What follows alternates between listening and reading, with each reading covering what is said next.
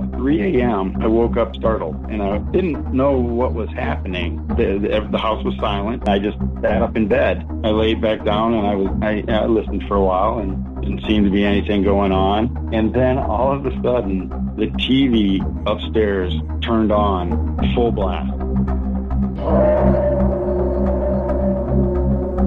Hey everybody, and welcome to the Paranormal Portal Podcast. I'm your host, Brent Thomas. Thank you all for joining us, and special thank you goes out to all of you who continue to support the podcast and continue to spread the word.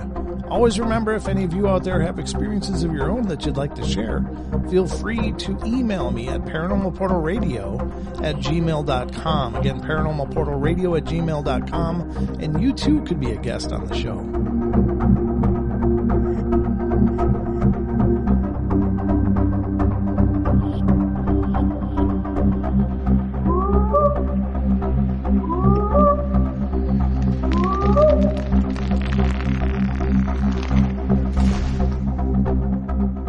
Hey everybody, we've got a phenomenal show for you guys today. This is probably one of the most profound hauntings that I am familiar with in my life. And it didn't happen to me, but it happened to someone close to me. And of course, I'm speaking of my cousin who is joining us today. And I wanted him to come on to share, and he's got a whole bunch of experiences that he's lived through, but this one period of time when he was in a log house that he had built, something went sideways, and you're about to hear what I consider still, even after doing this show for years, one of the most profound hauntings that I've ever heard. And I'm very familiar with it because he and I went through it together on a long distance kind of way. Like, it was a hell of a journey, but I hope you guys are ready to get spooky because this is going to get huge. Welcome to the show, Paul, man. How you doing? How you doing, Brent? I'm doing good, brother. Thanks for coming on and doing this for me and being willing to share this with our listeners because I mean it sincerely. Obviously I deal with hauntings and ghost stories. I've had several of my own, but you and I have that in common. That, we've lived these lives that, for whatever reason, we tend to have quite a few experiences, but this one experience, this one period of experiences is some of the most profound activity I've ever heard of outside of a Hollywood movie. Good to be with you, buddy. I'm happy to come on and talk with you and your listeners. Let you know about the scariest time of my life. Yeah, it was such an intense period. To set this up a little bit, you had found this plot of land in Michigan and decided that that's where you were going to build your home for you and your family. And let's talk about first the experience when you actually got the property. Okay, well, yeah, my wife and I, we were raising a family, and we were looking for a bigger place, and we found some property, and we wanted to build a log cabin, mm-hmm. and we went out to the property, and it was strange. I fell in love with the property immediately, mm-hmm. and while we were walking around the property, the northeast corner of the property drew me to it. For some reason, I was drawn to this part of the property, mm-hmm. and I just kept walking around in circles and then ending up back at this spot. And I don't know what it was. It just seemed, it was just drawing me to that spot, and it was strange. Yeah, that is strange. Now, is that the location where you ended up putting the house, or just a piece of the property? No, we placed the house. Essentially, it was about an 8-acre parcel, and we placed the house right in the center. Okay, but right off the bat, you knew something about this property was special or unique, or you were drawn to it anyway. Yeah. Yeah, I was just really drawn to the property. We both loved it, but it was something about that one spot on the property. I mean, and every time I went there to visit the property before we still on it, I would go and stand up on that spot, and I don't know why. It just kept drawing me to it. Wow. Yeah, that's pretty powerful. That's a pretty powerful indicator right off the bat that at least the property wasn't a normal piece of land. So, you build the house and you guys move in. When you first got there, was there anything going on at that time? So no, we finished the house. It was 98 in around September when we moved into the home. Mm-hmm. And for the first year, there was nothing strange happened. It was it was great. We loved the place. I have 3 little girls. They loved the place. There was no issues for the first year. But in about right around September 1st of 99, that's when things started getting strange. So it was like a year anniversary, huh? Yeah, essentially about a year. And that's kind of unique in itself because usually a lot of people talk about moving into a place that ends up being haunted. They didn't really know, but there, it might be a week, 2 weeks, a month, 6 weeks, and then things start happening. But you had a whole year. Yeah, a year of nothing. Okay, so a year goes by, and how does this all start? Okay, so basically the house was set up. It was open plan. The living room, kitchen, and dining room were all open, separated by an L-shaped island. And then above the bedrooms, there was a loft. And up in the loft, the kids, that's where all the kids' toys were. I had a big screen TV up there, and the kids and I would basically stay up there all day, and the kids would play, and I'd watch TV, and that's where we would spend our days.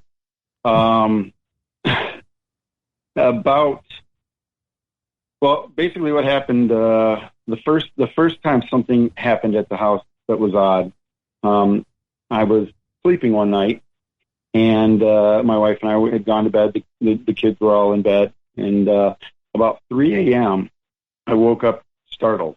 It was 3 a.m. right on the dot. I looked at the clock, and I didn't know what was happening. The house was silent, and I just sat up in bed, and I thought it was strange. Yeah. And I laid back down, and I listened for a while, and didn't seem to be anything going on. And then all of a sudden, the TV upstairs turned on full blast. Like full volume? Now, full blast. It was, full volume. It was loud. And the first thing I thought was, I thought one of my kids had gotten up and went upstairs and turned on the TV. My oldest at the time was 5 years old. I had a 5-year-old, a 3-year-old, and a 1-year-old. Mm-hmm. And, so just a little background on the house. From the living room into the bedrooms, there was a doorway and then a hall. And I had an alarm system in the house, and I had motion detectors in the living room, in the garage, and then in the basement. Those were all access points to the house. And so what I would do is I'd place a child gate at the end of the hall. I also had a bull mastiff at the time, and so to keep him or the girls from going out there and setting off the alarm at night, I had a little child gate up. And I was wondering how one of my kids got over the gate, right? Because they never climbed over it before. So, anyways, I shut the alarm off. I went up there. I went out into the living room, up the stairs, into the loft, and there was nobody there. Nobody was out there, and the alarm hadn't been tripped. And I turned the TV off, and I mean, obviously that had never happened before. The TV didn't just turn on in the middle of the night. So, it was weird. And I went back down, I checked on all the girls. They were all in bed sleeping. And, my wife had woken up from the TV, but, and I said to her, I thought it was strange and didn't really know what happened. I was trying to rationalize it, and I couldn't really come up with a any good reason for it going off. But, that was the first night. And so basically from that point on, every night I woke up at 3 a.m. on the dot. I would wake up in a startled, and I would look at the clock and it was 3 a.m. And this happened for 2 months straight. That's crazy. And can I just ask you, when you woke up, when you heard the TV go off, did you feel like something had changed when it was just silent? Like any kind of foreboding or anything, or did it just boom? Okay. Not at that time. Okay. No, I just thought it was bizarre. Right. I didn't know what had happened. I couldn't figure out why the TV would turn on like that, but I didn't think much about it. Right. So then this started, and a couple of days went by after that, and nothing happened. But I woke up at 3 a.m. Wow. And that was every night. I would wake up at 3 a.m. and then I'd have trouble going back to sleep. Sure. And so that was a little weird. But then one night I wake up at 3 and I'm laying in bed. The house is quiet, and then up in the loft, it sounded. Now the loft, it had wood floors. Sure. And it sounded like a marble rolled off of something and bounced on the floor. Mm-hmm. And then, it was rolling, and I thought, okay, that's weird.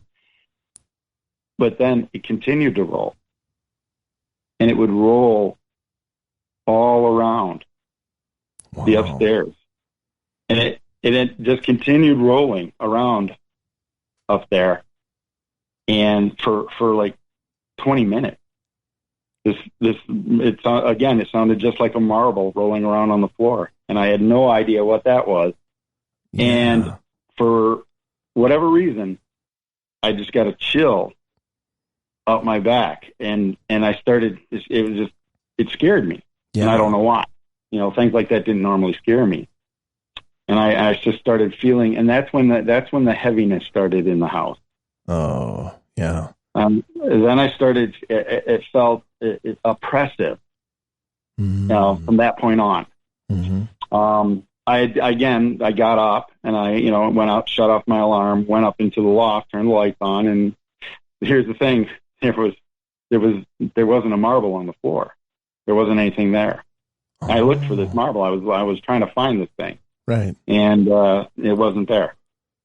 So, again, I went back downstairs and, told my wife, at that time I woke her up and I said, "Did you hear anything?" And she didn't hear anything. And that's another thing. This whole period of time, obviously my kids were young, mm-hmm. so it really didn't bother them. Good. They weren't affected by this at all. Yeah. And my wife wasn't either. I mean, she wasn't, she didn't feel anything. She wasn't really, obviously she heard the TV, but she didn't hear, she didn't, the night the marble was rolling on, she didn't hear that. Mm-hmm. And, so as we went on, every day things would happen. Mm-hmm.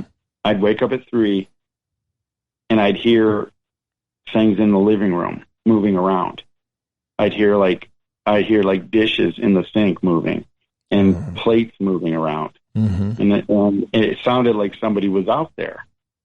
And I would get up and I'd walk, again, thinking that maybe the kids had gotten out there somehow and not set the alarm off. I mean, I was trying to come up with anything. Right. Right. Why these things were happening. I was trying to rationalize them, but, I wasn't coming up with anything. The kids were all in bed and I'd go out there, I'd turn the light on, and then there was nothing. And in fact, there was no dishes in the sink. They had already been put away. But I would hear clinking and clanking of the dishes. Then it progressed into hearing whispers. Wow. As I was hearing these things clank, and this was every night. This was ongoing. things were being moved around in the kitchen. It got to a point that I didn't even get up and check anymore. I wouldn't even go out there because it was starting to bother me so much. Right. You know, and you were definitely being targeted. I mean, it was specifically targeting you, which I find extraordinarily unnerving. Like a lot of people in haunted houses that just have things happen, and it doesn't seem to necessarily be pointed at any one person. It's just things are happening. But whatever was going on there was specifically making sure you were being targeted, and that's so incredibly creepy.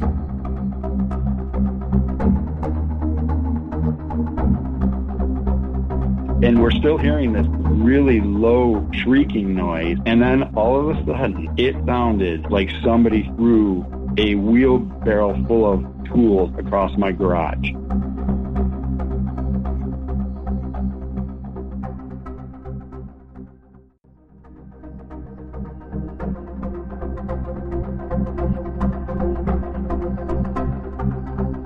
And then I started feeling this really oppressive. I liken it to, I mean, it wasn't, the feelings weren't mine. Right. They didn't, you know, I just felt like, I mean, it got to a point I started, you know, I was afraid to go to the house. Yeah. I would pull into my driveway. I had a really long driveway, and I would pull into the driveway. You know, I'd be out somewhere with the kids, and I'd drive into the driveway, and I'd park at the end of the driveway, and I would sit there, and I would look down the driveway towards the house, and I'd sit there and say, I don't want to go. I don't want to go there. Wow. And the kids would ask me, Daddy, what's wrong, Daddy? And I'm like, nothing's wrong, honey. I'm just sitting here for a minute. And I just did not want to go down there. Yeah. You know, it just felt, it felt like something hated me. Right. It was the strangest feeling. Cause I mean, I hadn't felt things like that. Mm-hmm. It got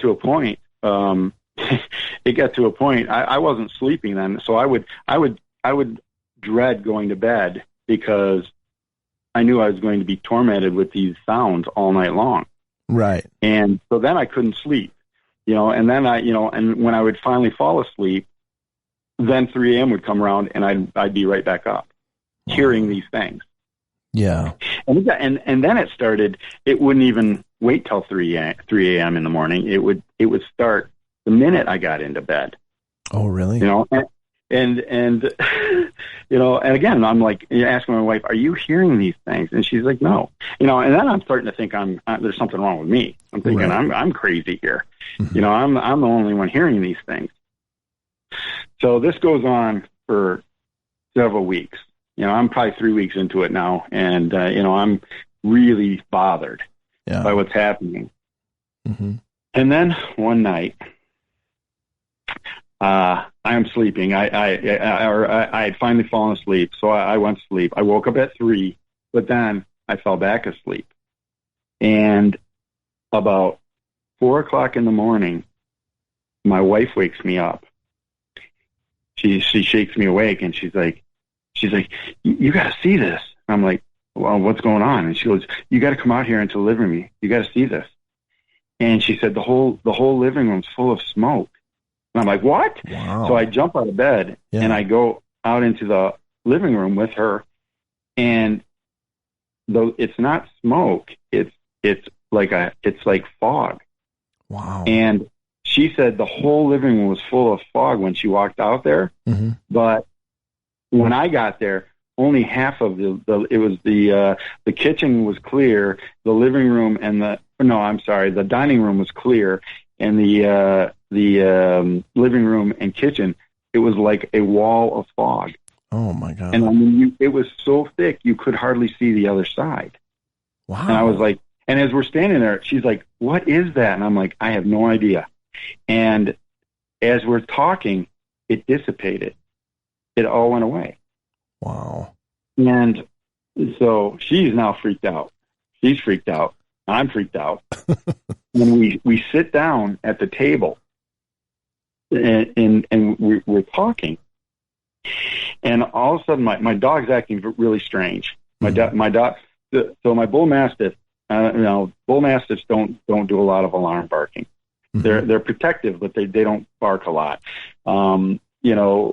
If your bull mastiff is barking, it's you need to pay attention. Something's wrong. Right. So my bull mastiff, he was running around the table, and he crawled up underneath the table, like under my chair. Oh wow! And he's a big dog. He was about 140-pound dog. Yeah. So he's trying to crawl under my chair, and he's acting really strange. And so we're sitting there talking. The dog's acting strange, and all of a sudden, we start hearing this shrieking, but it was a whisper. You could barely hear it, but it sounded just like somebody shrieking. It was a really high pitched. It was a very strange noise. Yeah. And then my dog, I don't know, he's laying down under the table and between the chairs, and all of a sudden he jumps up, and when he does, he flips the one chair over. He almost knocked me out of the chair. Wow. He ran straight to the window by the front door, slammed into the window, and then started growling and barking and snapping at the window. Wow. And he had foam was coming out of his mouth, and he was just, and he was really unsteady. He was wobbling, and I was like, "What is going on with the dog?" And I mean, so I started hollering at him, and I made him come back over to me and lay down, and he just laid there whining. Oh man! And we're still hearing this really low shrieking noise. And then all of a sudden, it sounded like somebody threw a wheelbarrow full of tools across my garage. Oh, man. I mean, it was so loud that, my wife jumped out of her chair. I jumped up. I thought somebody was in my garage. Yeah. I ran. I had a safe that was right in the bedroom. I ran in there. I grabbed a gun. I grabbed one of my guns, and I ran into the garage, expecting to see somebody in there. Yeah. And I flipped the light on, and there wasn't a tool out of place. There wasn't anything out of place. And I came back, and she's like, "What was it?" And I said, "There's nothing out there. There's nothing wrong out there." And she is like, "What is going on?" Yeah. And I said, I don't know. I said, "This is what I've been dealing with." And of course, it really freaked her out. Sure. And so again, so she goes off to work that day, and I'm at home with the kids. I'm just like, I can't take this anymore. And I had a large gun collection at the time. Yeah. In the basement, I had a vault built. So I basically had about a 10 by 14 vault that was built into the house, and I had kept my collection in there for the most part. And so back to that noise in my garage. Yes. That did not happen in my garage. What had happened is I went into the vault the next day, and what had happened was something tore every gun off the wall. Every one of my guns I had them all. They were all hanging on the wall, and I had hooks on the wall, and they were all broken. All the hooks were broken. All the guns there was probably 15, 20 rifles in a pile on the floor. Wow. And I have no idea. Though, they were strong hooks. I have no idea how that could even happen. Yeah. Something tore them off the wall. And that was the noise that I heard. And that's frightening, because that's such a display of power. Most hauntings, you get a door shutting, or, something will move, or lights, or, just general, more nuisance kind of stuff. But when you see displays of that kind of intensity, it's just a whole different game. Yeah. Just, and then it started after that again, things started picking up. My brother knew, things were going on. So he came over to the house. He was in a feng shui, sure. deal. he was like, we just gotta move some things around and get you settled in here. And I'm like, yeah, I don't think that's gonna help. So anyways, he's over at the house, and it's about 9:00 at night, and he's trying to feng shui my house, and he gets ready to leave, and we go out onto the front porch. He's leaving, and now the woods. So when I built the house, I wanted to live in the woods. Yeah. So what we had done is I cut out a spot of trees, but I literally cut them out just enough room for the house to sit there. I had just a very small yard around the house, and then the tree line was right there out the front door. Yep. And we're standing on the front porch, and things are moving around in the woods, and we can hear whispering. Oh, really? And we're standing there, and these things, we're seeing these shadows. You couldn't make out any figures or anything, but you could see shadows moving, and we could hear, both of us, we could hear basically whispering, but you couldn't understand what they were saying. Oh man! So I immediately go back in the house and grab a flashlight, and we shine a flashlight out the front door, and there's nothing there. And we turn the flashlight off, and then you can hear it again. I turn the flashlight back on, and there's nothing there. So at that point, he's freaked out. He's like, well, all right, I got to go.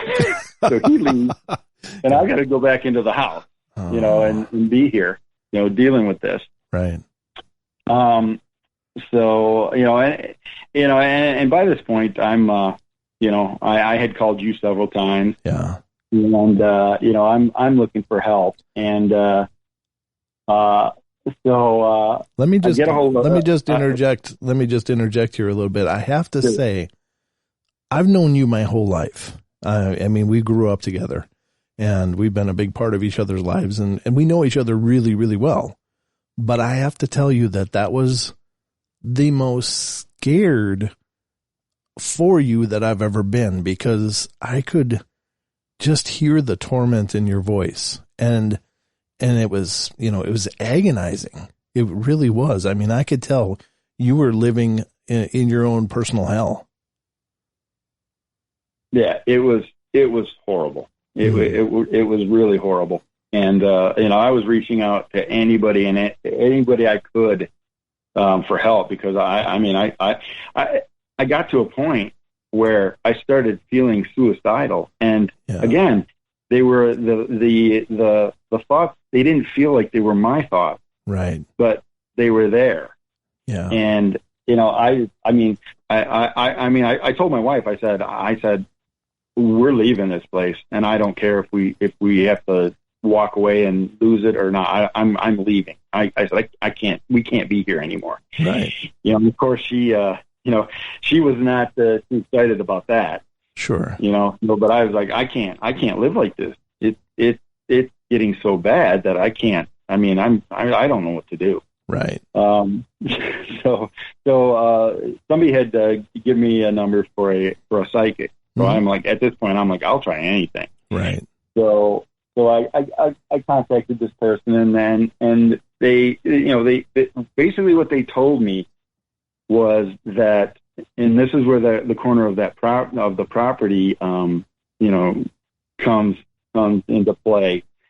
She said that there was and apparently this had happened a long time ago, that a family had lived there and a child had died, and they kept the body of the child in an outbuilding on top of that hillside on the property, for the winter, so they could bury the child in the spring, is what she said. Oh. And she said, for some reason, that the mother believed that I was interfering with the burial of this child for whatever reason. And she told me, and this is another thing that she said that my spirit guide had been telling this woman or this spirit that I had no idea, what was going on, and that I was not trying to interfere in anything. Right. Now, obviously, I didn't even know I had spirit guides, and I knew nothing about that. But apparently, they were working for me. Oh, good. Trying to help me out. Mm-hmm. But so, I mean, that was the only insight that I got on the property. And at that point, I mean, I was ready to believe anything because I was terrified. Absolutely. So another incident that happened, and this relates to that spot on the hill. It was directly kind of on an angle to my daughter, my oldest daughter's window. Mm-hmm. You could look from her window. You could look directly out to that spot. Mm-hmm. And within the first month, from a straight line from her window to the top of that hill, all the vegetation died. Wow. All the vegetation died in a path. And I'm talking trees. We had planted when we did the septic field on the property, there was a really pretty, about a 12-foot tall pine tree. Mm-hmm. And we had it moved from where we put the septic field up on the corner of the house, next to the corner of the house there where my daughter's window was. And we put that tree there. Mm-hmm. And it did great for the first year. No problems at all. But that tree died. Wow. That tree died. And every tree back to that spot died. And all the bushes died. All the plants died. Everything died. The grass died. Wow. Everything died to that spot.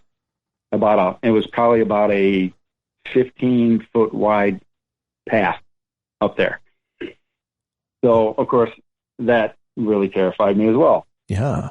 One night, I was woken up at 3 a.m. I heard whispering and sounded like it was coming from my daughter's room. Oof. So I immediately, thinking that there might be something in there, I was pretty sure it wasn't my daughter whispering in the room. Thinking that something might be in the room with my daughter, I immediately went in there. Yeah, of course. And I went into the bedroom. I said out loud, I said, leave my daughter alone. Mm-hmm. And I'm standing in her room, and her room's dark. The hall light, I turned the hall light on when I went in there, and I'm standing there. And again, this is 3 a.m. in the morning, and something threw a rock at the window. It sounded just like a rock hitting the window. Mm-hmm. Now, it didn't break the window. It didn't crack the window, but it sounded just like a rock hit the window. Oof. I was standing probably 4 foot away from the window, and it was loud. I don't know how it didn't break the window. It was so loud, but it scared me. I scooped my daughter up and put her in my room, and I went into the other room and got my other 2 daughters, and I brought them in there as well. Yeah. And I shut the door. I had the dog in there with me and the wife, and I just kept them in there with me the rest of the night. Yeah, I don't blame you. It was just terrifying. I think that's got to be the hardest part is for anybody dealing with this kind of stuff is how, if you don't know about how to deal with and mitigate spiritual matters on a really extreme level, when you get this kind of an intense activity going on, how do you keep your family safe? It's got to be incredibly unnerving and terrifying. Yeah, absolutely. Absolutely. And again, like I said, that, for the most part, they weren't affected. Yeah. My daughter didn't really know anything was going on. Yeah. Thank God. My wife had only had to deal with that one night with the foggy living room. Yeah. And the crashing noise. Yeah. Yeah. And, so for the most part, and it felt like it was directed at me. I felt like whatever this thing was, it hated me. Yeah. You could just feel the hatred, and the house, it felt like the house hated me. I just did not want to go home. I did not want to be there. Right. And I'm kind of jumping around with things that happened because, it was every night. Every night something was happening. Sure. And it was terrible.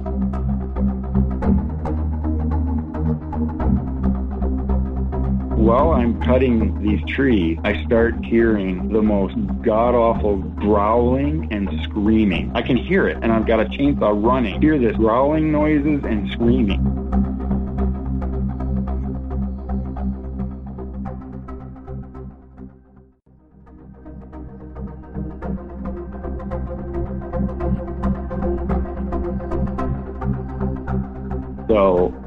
So I'm going around the house, saging it, and I started out, and I was going to each room, and they had me sing a little prayer, and then I was supposed to tell the spirit that this is my home and that they needed to leave, and so I was doing that, and I was walking around the house, and I felt a little silly, but whatever. Like I said, I was ready to try anything. Sure. I got down into the basement, and I was going around the basement, and the basement was finished. Sure. And so there were several rooms down there. And as I was going around, I noticed about halfway through it, I was yelling, and I was really angry. And I like stopped myself, and I'm like, "What are you doing?" Yeah. I had no idea why, but I was like, I was getting enraged, and I'm screaming and walking around with this stage, and I was just totally out of character for me. Right. And I didn't even really realize I was doing it at first. So that was another thing that was strange. Yeah. And a friend of mine had stopped by the house, and he had, because again, he knew what was going on, and felt bad for me, so he stopped by to cheer me up, and so he stopped by the house with a 12-pack, and we sat up late. It was probably 11, 12 o'clock at night, and we were finishing off this 12-pack in the house, and we're in the living room, and he had to use the bathroom, and so we had a bathroom off of our kitchen in our laundry room. So he went into the laundry room and to use the bathroom, and all of a sudden he like hollers out at me, and he's like, "Hey," he's like, "Come here." And I'm like, "Okay." I walk in there, and the ironing board was shoved against the door, blocking him from coming out. Oh wow! So and he was like, he's like, "Why did you do that?" And I said, "I didn't do that. I didn't do that." And he's like, "Are you kidding me?" And I mean, literally, it was blocking the door from him coming out. Oh, and wow. So from the time he walked in there till the time, something moved the ironing board against the door, and he left pretty much right after that. So he lost his motivation to cheer you up in a hurry, huh? Yeah. So we get to about, and again, I mean, there's so many things happened, I can't even hardly keep them straight anymore. Remember there was whispering every night. There was, there was things being moved. Doors out in the living room were shutting and opening. Cupboards were opening. I'd come out in the morning and the cupboards would be open. Yeah. Just all these things were happening. But about, I'd say October, it was probably the middle of October, maybe around the 15th, right around there. I decided for whatever reason, I don't know why I did, but I'm like, I'm going to go and I'm going to cut down all those dead trees. I'm going to cut down the trees. I'm going to cut down all the brush up there. I'm going to just get rid of it all. Yeah. And I'm going to pile it up and I'm going to burn it. I don't know why, but I got it in my head, and I said, that's what I'm going to do. So I went out. It was like, I think it was, I can't remember if it was the weekend or not, but anyways, I told my wife I was going out there. I grabbed my chainsaw. I grabbed my wood cutting helmet with the ear protection built right into them. And I went up there and I started the chainsaw and I started cutting. And I started cutting these trees up. And while I'm cutting these trees, I start hearing the most god-awful growling and screaming. I can hear it through. Wow. I've got earmuffs on, ear protection on, and I've got a chainsaw running, and I can hear this growling noises and screaming. Oh dear. While I'm up there. And again, I start going into a rage. First when I heard it, I shut the chainsaw off and I took the helmet off, and it was silent. It was quiet. There was nothing. I put the the headgear back on, and I started the chainsaw, and I started hearing it again. Every time I started to cut something, I could hear this growling and screaming over the chainsaw.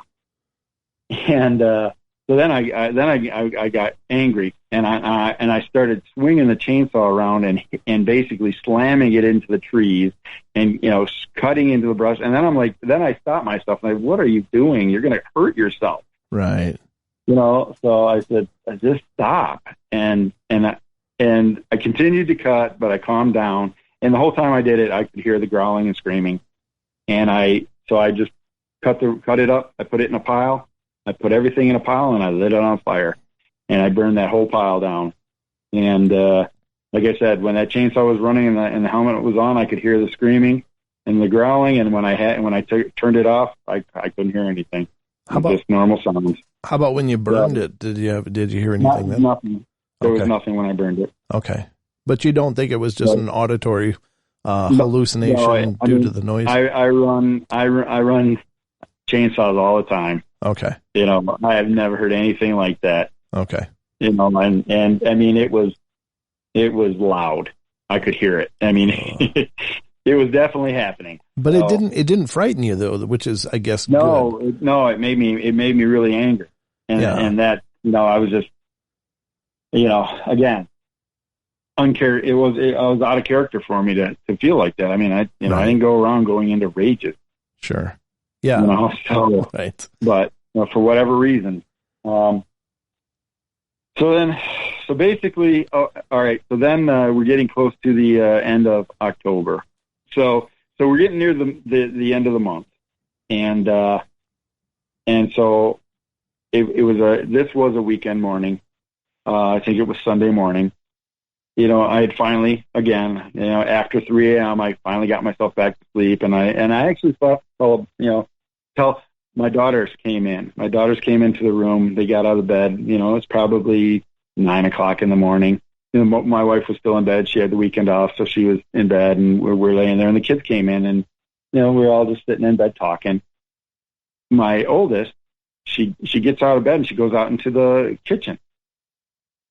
And then all of a sudden I hear her calling. She's like, "Daddy, Daddy." I'm like, "Yeah, honey." And she said, "It's Grandma. It's a Grandma." Is what she said. And I said, "Grandma?" Like, oh, I looked at my wife and I said, "Is your mom supposed to come over?" And she's like, "No." I'm like, "Mine isn't. My mom's not supposed to come over either." So I get up and I walk out there, and she's pointing at the window, and she said, "Daddy, I saw a Grandma." And I'm like, "A Grandma?" I said, "What did it look like?"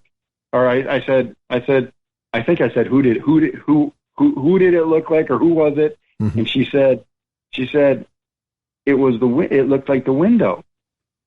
And I said, what do you mean it looked like the window? And she went over to the window and she pointed and she said, "The Grandma, you could see through her." And I went, "What?" Wow. She said, "You could see through the Grandma." And I said, was it one of your grandma? She said, "No, it was a grandma." I said, "How do you know it was a grandma?" And she said, "She had gray hair." And I'm like, "What?" So my daughter's telling me that she's seeing something outside that she can see through.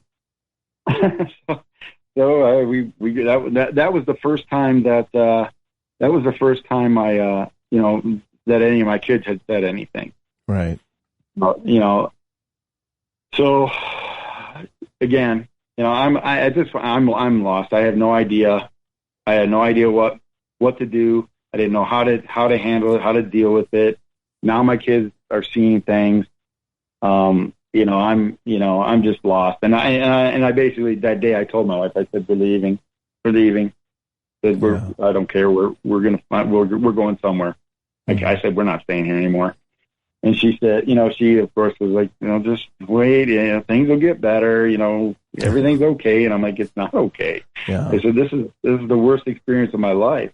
And I mean, and by now, like I said, it was that hatred. Well, I was feeling it every day. It felt like a weight was on me. I mean, everything was dark. Everything was gray. It was just, I by this point I had stopped eating. I wasn't eating anymore. Mm-hmm. I was losing weight. I was sick. Yeah. It was just draining. It was draining the life out of me. Yeah. And again, I mean, I had never experienced anything like this in my life. Right. I was always a happy person. I was never depressed. I never felt like this. So again, it continued. Every night. I would hear things. Something would happen. Which would terrify me. And then it was actually Halloween night. We were gone most of the night, and taking the kids over to the relatives for trick-or-treating. Sure. And I got home that night, and again, I did not want to go home. I was trying to convince my wife that we should stay with my parents overnight with the kids, have a play date for the kids. I just didn't want to go back. Right. But we did, and I went to bed that night. I think I went to bed. It was right around midnight. I went to bed, and I fell right asleep, and I didn't wake up at 3 a.m. I woke up the next morning at about 9 a.m., and I sat up, and I'm like, it's gone. Wow. Just like that. Just like a switch. It's gone. I got out of bed, and I said, it's gone. Huh.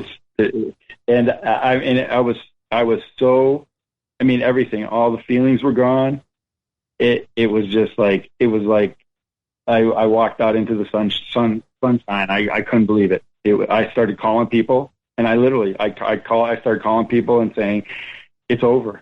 It's gone. It's done. Yeah. And we lived in that house for 10 years after that and never had another incident. Nothing happened from that day on. It's so profound. I don't know why. Yeah. I don't know what happened, but it was gone the next day. The power and intensity of this was so incredible. And of course, you were dealing with a dark oppression, and I'm not implying that it was demonic, because I think demonic incidents have very, very specific hallmarks to them. What you were dealing with was a head-to-head, battle. And I think whatever it was or is, or, whatever, it's hard to know. I mean, you hope that if indeed that psychic was correct and it was some woman who was lamenting the death of her baby and was stuck in that state and just confused and felt somehow that you were a threat and was lashing out at you, that maybe she found a peace or was able to move past it or whatever. But I mean, that's still, again, I'm repeating myself, but it still remains today as one of the most profound series of supernatural events that I've ever heard. And it's, I think part of it is because I know you so well, and I know better than anyone the toll that it was taking on you, because we were talking daily, and I could just feel the agony that you were living with, and it was like, it was horrible. I mean, it was just horrible. Yeah, I believe you were one of the first people I called that morning. Yeah, you were, when you said it's done. And I remember, what are you talking? What's done? What's going on? Because I didn't know. I mean, it'd been daily phone calls, trying to talk you through this and trying to help however I could, being at such a distance. You're in Michigan and I was in Minnesota, and when you called me and said it's done, it was I mean, once you said it's gone, I was like, oh my God. And then I'm thinking, I hope it really is, it's not just a, halftime or something, but it really was. That was really the end for whatever reason. Yeah. And that's exactly how I felt that morning. I mean, I was like, I woke up and I said, it is gone. It's gone. And I was complete, because several people said, are you sure? Yeah. And I was like, it's gone. It's done. And like I said, I knew right away that it was over, and literally not another thing happened in that house for the next 10 years. Nothing happened. Yeah, that's awesome. Yeah. I mean, it's a great ending, but you can see how many people do just that, though, what you were thinking of doing all the time. It's just like, nope, we're gone. Mm-hmm. That's it. We're out of here. Yeah. And you can't blame them. I mean, if you would have had the opportunity, you would have as well, but you stuck it out, and there was a finale to it. There was a crescendo, and then it was just boom. Maybe. Yeah. I mean, it was one of the darkest and scariest times of my life. And I mean, at one point, I continually told my wife we were leaving, but there was one point that I said, listen, I don't care if you stay, I'm leaving, and I'm taking the kid. Yeah. I mean, it got that bad. Yeah. Near the end, it was that bad. And I said, I'm not staying here anymore. I can't do this. I told her it's going to kill me. I'm going to die. Yeah. And that's the way I felt. Sure. That's how I felt. And, and I've continued on having, each house that I lived in since then, I've had things happen. Sure. But they never scared me. Right. Something would happen and I'd go, ooh, that's weird. Mm-hmm. But I was never really scared again. Yeah. But that time, that 2 months was the worst time of my life. And yeah. I really thought at the end, I thought I wasn't going to make it. I was really afraid that I was going to die. Yeah. I think I was too, as I recall. It was just, I was very, very concerned. And, it's just, I couldn't imagine what the things you were explaining to me every day. Guess what happened last night? Oh my God, you wouldn't believe this.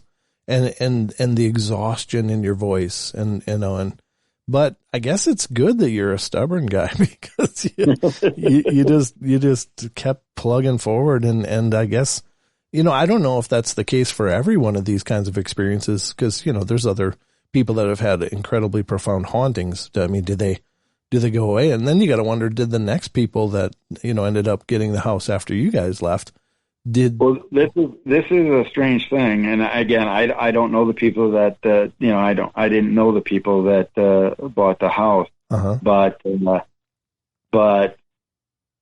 they were only there for about 8 months. Oh. And then the house went up for sale again.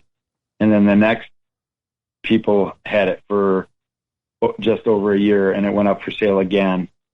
Wow. And then a third buyer moved in, and I lost track of it then. I don't know if it went back up for sale or not. But for the first two tenants or people that owned it after us, they didn't stay long, and I don't know why. Well, I guess you can kind of guess, though, right? If they went through anything like I did, I totally understand. Yeah. Because, and I look back on it, and I don't feel like whatever it was, I don't feel like I beat it. I think it just decided to leave me alone, because it pretty much owned me. I mean, I was just, I was at wit's end. I didn't know what to do. I was terrified and desperate. Sure. And like I said, I don't feel like I won. I feel like it just, for whatever reason, it just moved on. I don't know why. It just left me alone. And from then on, I've had a pretty good life. But after that baptism of fire, I mean, that's, you kind of live through hell. So everything after that probably seems like a parade, Yeah, and whenever I hear of a haunting, a family who's being haunted, or having these things happen, I feel for them, because it is a horrible experience. Right, and I guess what seems to me would be so incredibly excruciating is the fact that there's no quarter, there's no break. It's just ongoing, and you don't know when that next moment is going to happen. it's like waiting for the pins to, the pin to drop or whatever, or the hammer to fall. You just don't know. Absolutely. And, and that's the thing too. I mean, we would leave the house as much as possible, because when I pulled out of that driveway, I would feel normal again. Right. As soon as I would get away from the house, I would feel normal again. And that's why I dreaded so much going back there. Yeah. Because I was just like, what's going to happen tonight? What else is going to happen? What other torment am I going to go through? Sure. Yeah. Again, for those 2 months, it was, once it started rolling, it was every day, every night I had something happen. And again, like I said, there was, I was so afraid of 3:00 in the morning. I knew that was coming every morning, and I was just dreading it. It's surprising how much 3 a.m. comes up in the paranormal, though. I mean, there's something about that time. If maybe it's a 24-hour psycho biorhythm or whatever, but maybe the veil really thins down then and makes it easier for that 1 or 2 hours. I guess paranormal investigators say that's the hot times. That's when most of the activity happens. Is 3 a.m., 4 a.m. That 2-hour window is usually the most active. And certainly, the Amityville Horror, the DeFeo, he was awoken at 3 a.m. like clockwork. There is something to that. Yeah, and it was. I mean, that's the thing. I mean, it wasn't 2:59. It wasn't 3:01. It was 3 a.m. Yeah, 3:00 every morning, and that just. I mean, like I said, I mean, I got to a point where I was terrified of that. I was terrified of the clock. I started unplugging the clock. Yeah. I mean, I couldn't. Yeah, it was terrible. Yeah, but it didn't solve anything, right? It wasn't the clock. No, it didn't. Yeah. No, it didn't solve anything. But I suppose you're grasping at straws, when you're. I mean, I just wanted anything to make it stop, Yeah. And I was getting, at the worst point, I was getting 40 minutes of sleep, 30 minutes of sleep. Mm-hmm. And, I mean, I was so afraid I couldn't even sleep. Yeah. It was horrible. Man. And I'll never forget, that night when I went to bed on Halloween. I mean, I went to bed, I closed my eyes, I fell asleep, and I slept all night long. That was the first time in 2 months that I had slept all night long. That's another key thing too, because a lot, and I'm sure I'm speaking to the choir for most of our listeners, but a lot of people believe the veil gets thinnest up until Halloween, and then it kind of resets. And maybe that was it. Maybe it was just that time of thinning plus the 3 a.m. cycles that, made it so much more powerful. And you're right. It was a 2-month battle every day, every minute, that you were in those confines of that house or the property. And it must have been just like walking into the sunshine for the first time in months. Oh, and it was. That's exactly what it felt like. Mm-hmm. I mean, it was lifted away from me. It was gone.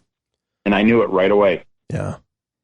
Well, I'm absolutely thrilled, man. And I'm glad that it's, it was a one-time thing. I've always felt really terrible that you had to live through it, but it's a hell of a story. I mean, it's a hell of an experience.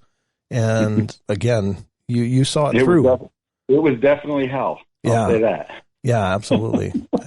But thanks a lot for coming on the show and talking about it and sharing it with our listeners. I know it's not easy for you to talk about it, but, I appreciate you doing it because I know our listeners are going to relate to this and maybe it'll help them, find a way through something horrible as well with the spiritual stuff. But I appreciate it, brother. Yeah. I dealt with it for a long time, but, I'm glad it's over and I don't mind too much talking about it now. Okay. Well, that's good. I appreciate it, man. Thanks for coming on the show.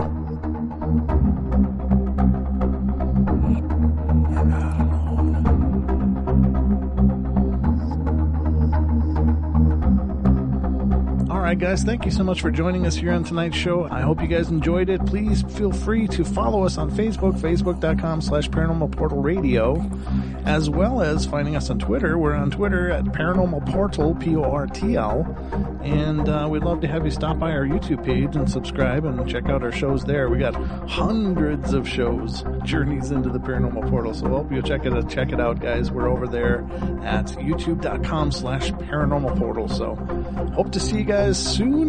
We'll be back, of course, for more podcasts in the coming days. So we love you all. Be good, be kind, be nice, take care of each other, help each other out, find the magic in every day, and remember to laugh as much as you can.